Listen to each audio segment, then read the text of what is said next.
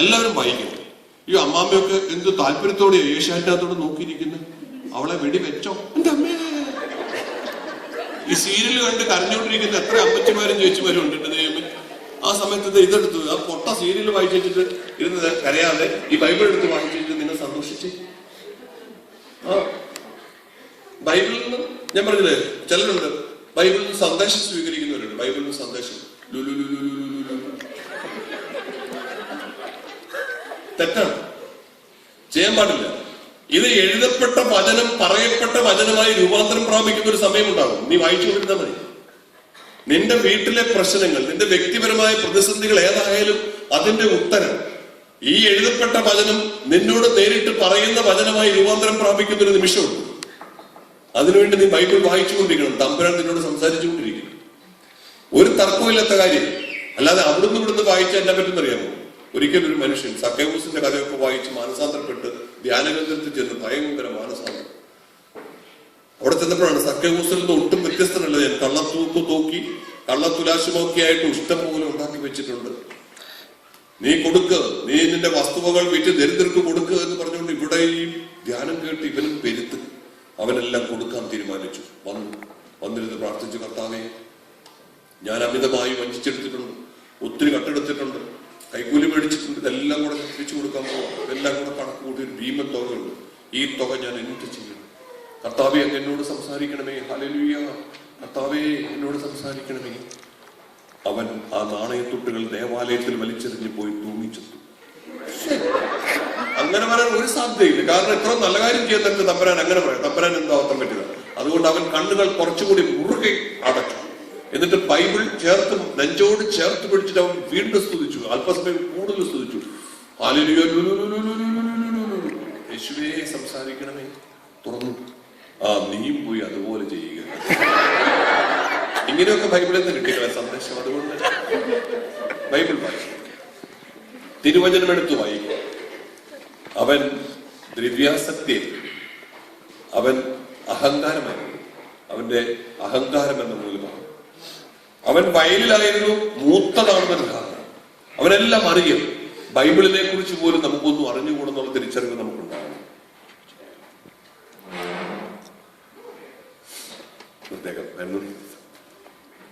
അവൻ വയലിലായിരുന്നു, അവൻ മൂത്തതാണെന്നൊരു ഭാവം.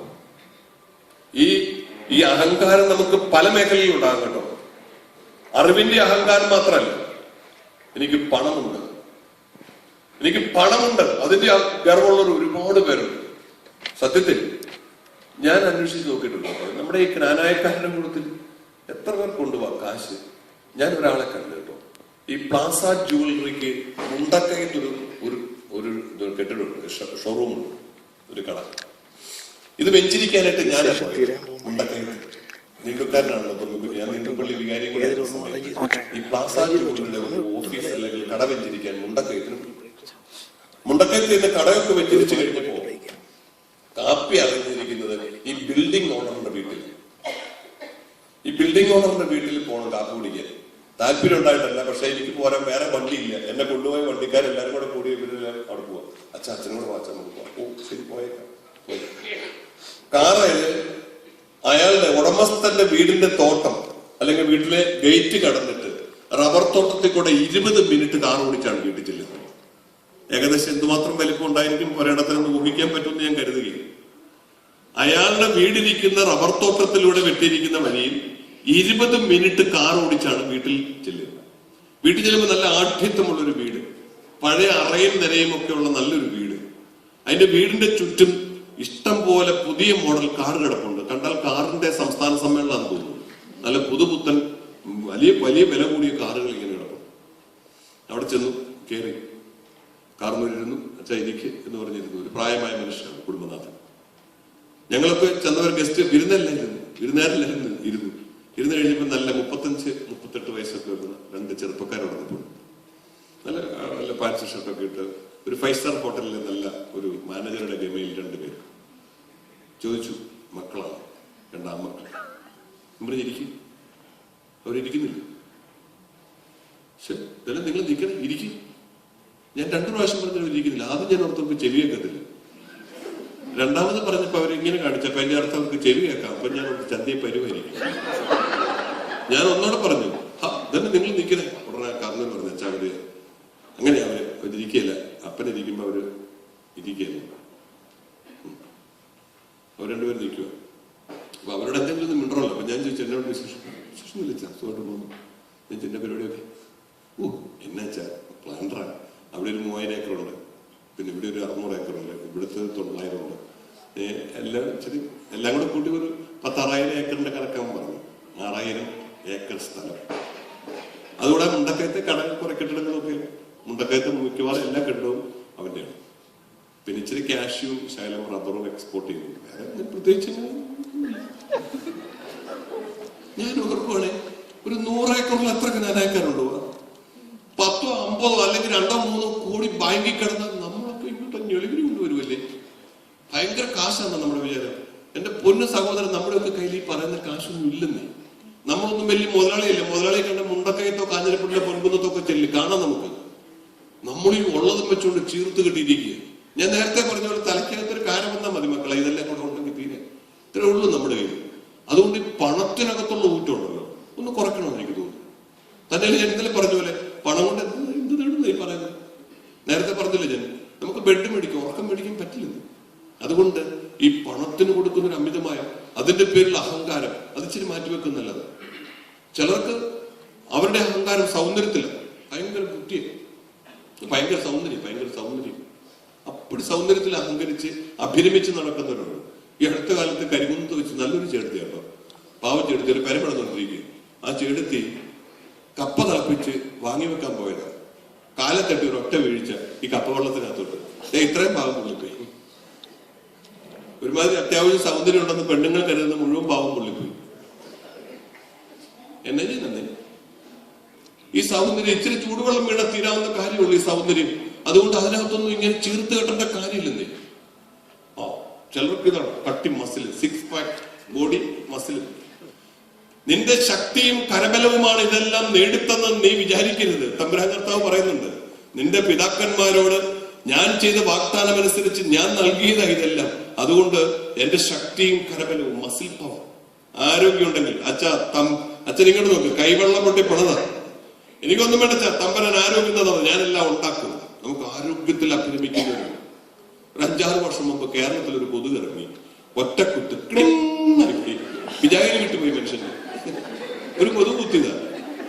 അന്ന് ശവടക്കിന് വന്നപ്പോ ശവം മാത്രമേ നേരെ കിടപ്പുള്ളൂ, ബാക്കിയുള്ളവരെല്ലാം വളഞ്ഞുകൂടി നിൽക്കുന്നു. ഒരെണ്ണത്തിന് നേരെ നിൽക്കത്തില്ല. ഒരു കൊതുക് കുത്തി ഇപ്പൊ ആരോഗ്യം മുഴുവൻ തീർന്നു. എന്തിലാ നമ്മൾ ഇത്രമാത്രം ഊറ്റം കൊള്ളാണ്ടിരിക്കുന്നു? സത്യമായിട്ട് ഞാൻ പറയും, നമുക്കൊക്കെ ഒരുപാട് അഹങ്കാരത്തിന്റെ നമ്മുടെ ആരോഗ്യത്തിൽ, പൈസയിൽ, സൗന്ദര്യത്തിൽ, ബുദ്ധിശക്തിയിലൊക്കെ. അതുകൊണ്ട് ഞാൻ പറയും, ഒന്നുമില്ല, ഈ മൂത്തതാണെന്നൊരു ഭാവം ഉണ്ടല്ലോ, അഹങ്കാരം എന്ന മൂലഭാവം ഉപേക്ഷിക്കണം. മൂത്തതായതുകൊണ്ട് അവൻ അകത്ത് കിടക്കാൻ വിസമ്മതിച്ചു. അങ്ങനെയാണ് ഞാൻ നേരത്തെ പറഞ്ഞു. അല്പം മുതിരും തോറും പള്ളിയുടെ പുറത്ത് നിൽക്കാനാണ് നമുക്ക് താല്പര്യം. ഇവിടെ പിന്നെ ദൈവം അനുഗ്രഹിച്ച് തണുപ്പായതുകൊണ്ടാണ് നല്ല അകത്ത് തണുക്കും ഇറക്കും. അതുകൊണ്ട് അകത്ത് ചൂടുള്ളതുകൊണ്ട് അകത്ത് പ്രവേശിക്കുന്നുണ്ട്. എന്നാലും അകത്തോട്ടൊക്കെ കയറിയാൽ തന്നെ അവരാണ് എന്റെ തലയിൽ കൂടെയാണ് എല്ലാം പോകുന്നൊരു ധാരണ ഇരിക്കുന്ന ചില ആൾക്കാരൊക്കെ. ഇവിടെയല്ല, ഇവിടെ നല്ല മനുഷ്യരാണ് എല്ലാവരും തന്നെ വിനയാന്വിതരായിട്ട് ഇരിക്കുന്ന എനിക്ക്. ഇവിടെയല്ല, ഞാൻ പറഞ്ഞില്ല, കഥയും കഥാപാത്രങ്ങളും സാങ്കല്പിക്കും, സാദൃശ്യം തോന്നിയാൽ വെറും യാദൃച്ഛ്യം, വേറൊന്നുമില്ല. എന്റെ തലയിൽ കൂടെയാണ് പോകുന്നത്. പല്ലിയുടെ വിചാരം പല്ലിയാണ് ഉത്തരം താങ്ങുന്നത്. പല്ലി വിചാരിച്ചിരുന്നത് ഞാൻ ഇങ്ങനെ നിൽക്കുന്നതുകൊണ്ടാണ് ഈ ഉത്തരമൊക്കെ ഇങ്ങനെ നിൽക്കുന്നത്. ചിലരോടെങ്കിലും ഞാൻ പറയേണ്ടി വന്നിട്ടുണ്ട്, എന്റെ പൊന്നു കൂടപ്പുറപ്പെ ഈ സാധനം തോളം താഴെ വെച്ചു, നിങ്ങളുടെ തോള് പോളൂ, ഉത്തരം അവിടെ ഇരുന്നോളൂ. പള്ളി ഇങ്ങനെ തന്റെ സ്വന്തം തോളയിൽ താങ്ങി നിർത്തിയിരിക്കുന്നതിന്റെ ഈ മസിലൊന്നും ആവശ്യമില്ല, പള്ളിയോട് തന്നെ ഇരുന്നോളൂ. ഞാൻ പറയുന്നത് എന്താണെന്നറിയുമോ? എന്റെ തോളയിലാണ് എല്ലാം നടക്കുക. ഞാനില്ലെങ്കിൽ പ്രളയം, എനിക്ക് ശേഷം പ്രളയം. അങ്ങനെ ചിന്തിക്കുന്ന ഒരാളുണ്ട്. ഒരു CMI അച്ഛനെ കുറിച്ച് ഞങ്ങളൊരു തമാശ പറയാറുണ്ട്. അച്ഛൻ മാർക്സിസത്തിനെതിരായിട്ട് ഒരു ലേഖനം എഴുതി. എന്നിട്ട് അദ്ദേഹം പറഞ്ഞു, അത്താവണ്ണം വന്ന പച്ചമാരോടെല്ലാം പറഞ്ഞു, ഇനി ഒന്നും പേടിക്കണം, മാർക്സിസം തകർന്നു നോക്കൊള്ളുന്നു. എന്താ വെച്ചാൽ കാര്യം? ഞാനൊരു ലേഖനം എഴുതുന്നു. ഞാനൊരു ലേഖനം എഴുതിയാൽ മാർക്സിസം തകർന്നു പോക്കോളൂ. ഈ രീതിയിലാണ് നമ്മൾ ചിന്തിക്കുന്നത്.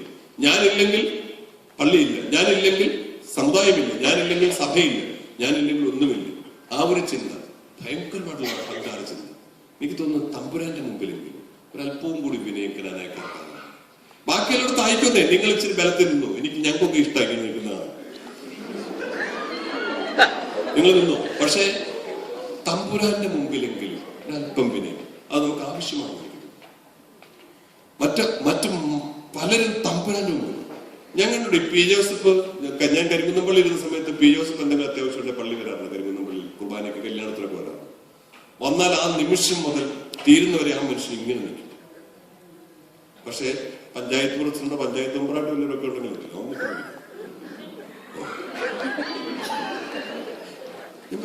നമുക്ക് എന്ത് പറ്റി ഈ മൂക്കില്ലാരായിട്ട് മുറിമാക്കൻ രാജാവ് കളിക്കുക? എനിക്കൊന്ന് ഒരല്പം അങ്ങ് താഴ്ന്നിടത്താണ് വിജയം നൽകുന്നത്, ഒരല്പം ഒന്ന് എളിമപ്പെടുന്നിടത്താണ് വിജയം.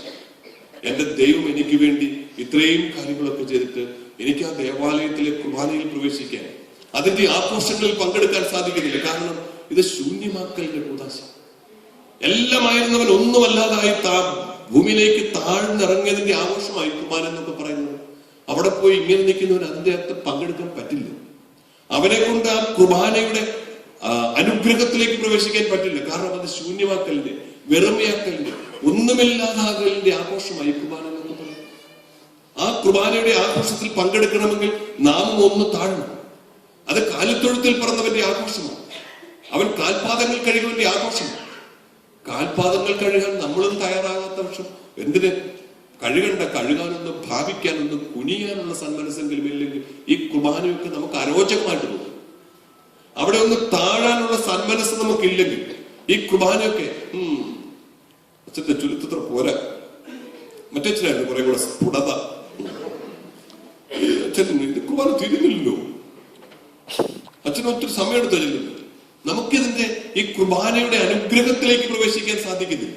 നമുക്കതിന്റെ പുറമോടികൾ കണ്ട് അതിനെ വിമർശിക്കാനും വിലയിരുത്താനും അവസാനം ഈ വെരുക നിൽക്കുന്നുണ്ട്, ചില പള്ളി നിൽക്കുന്നുണ്ട്.